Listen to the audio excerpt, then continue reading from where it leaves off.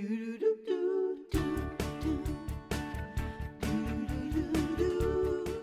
me and my little elves. Oh, that is adorable. Do you know that the name Avery means leader of elves? Did you know that? No. That's No. my yes. Did you know that when you named him? I had no idea. Wow. I saw leader, and then I said of elves, and I was like, great. He leads a bunch of small people around. He's one of Santa's helpers. But they're growing up so fast. Look at their beards So are much growing hair in. on their faces. Amazing. Anyway. All right, seriously, what would Christmas or any holiday be really without cranberries? What would it be? I ask you to ask yourselves that at home. With the secrets and science of this beloved holiday fruit, our kitchen scientist himself, Dan Kohler. Hello, Dan. Thanks, the humble cranberry actually is a very native American fruit. It's been eaten in this country for centuries, in part because it's incredibly healthy. It's of the fruit, Sophie, you can back me up on this. It's got one of the highest levels of antioxidants, right? It's got 6 phytonutrients. There we go.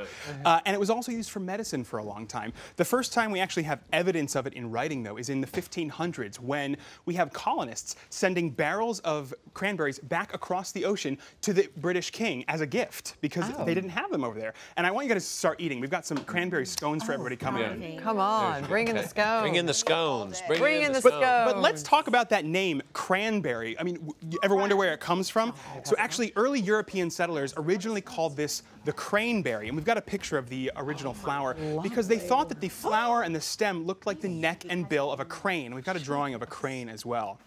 But most of the time when we talk about cranberries, we're talking about what's in them. But today I actually want to talk a little bit about what's not in them. Cranberries are really powerful because they've got 4 air pockets inside. And you might be scratching your head and saying, what is that useful for? But it's really actually powerful for harvesting. You see, cranberries are grown in low, dry areas. And then, in order to harvest them, the areas are completely flooded. So we hear about cranberry bogs, right? And that's where we start harvesting. Common among cranberry harvesting equipment are these large handmade water reels that drive through the bog, gently brushing the berries off their vines. Though a strong breeze helps gather the berries, farmers must wade through the bog with a floating boom and rakes to collect all the fruit.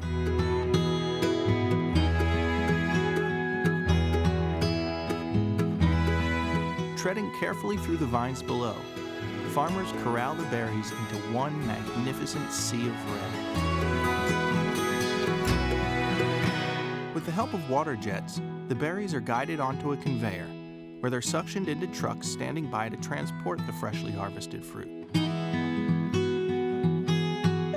That is Dan, is that you? No, that unfortunately was not me. I didn't have the luxury of doing that. But that's all because of those 4 air pockets. They make harvesting cranberries so easy. But now it's time to talk about what's inside the cranberry. We've talked about what's not there. What's inside is a chemical compound called pectin.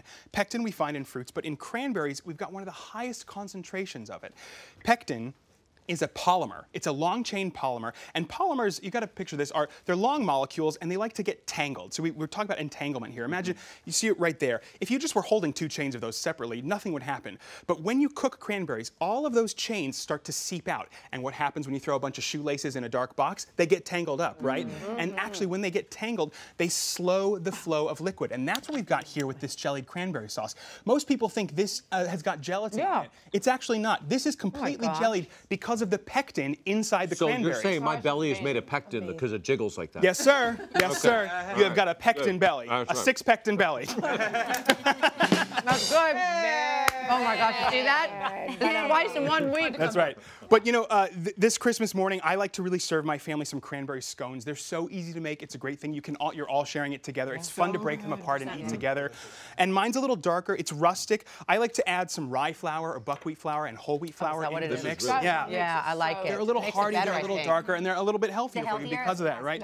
Whole grains. I fold in some dry cranberries, and then you just want to process the butter with your hands like this until it's the size of small peas. After that, you're going to mix in a little bit of milk, and you just knead it very gently. These should not be kneaded very heavily. You don't want them to get tough. Yeah, but you know, cranberries aren't seasoned. That is what too do you true. do about that? That is too true. We are using dried cranberries here. You can also find some frozen cranberries. Cranberries are really only in season. They grow in September and October. They're harvested. They're in season through the rest of the year, and that is it. They are a very seasonal fruit. You can't grow them inside. That's it. If you don't, that's it. Yeah. That's why we eat them at the holiday time. So you can see right here, I'm just sprinkling it with some turbinado sugar. I've got an egg wash on there. and we're just cutting it into triangles. Look at that. Oh. We're going to separate Dan? it just, yes, ma'am? What about the canned one?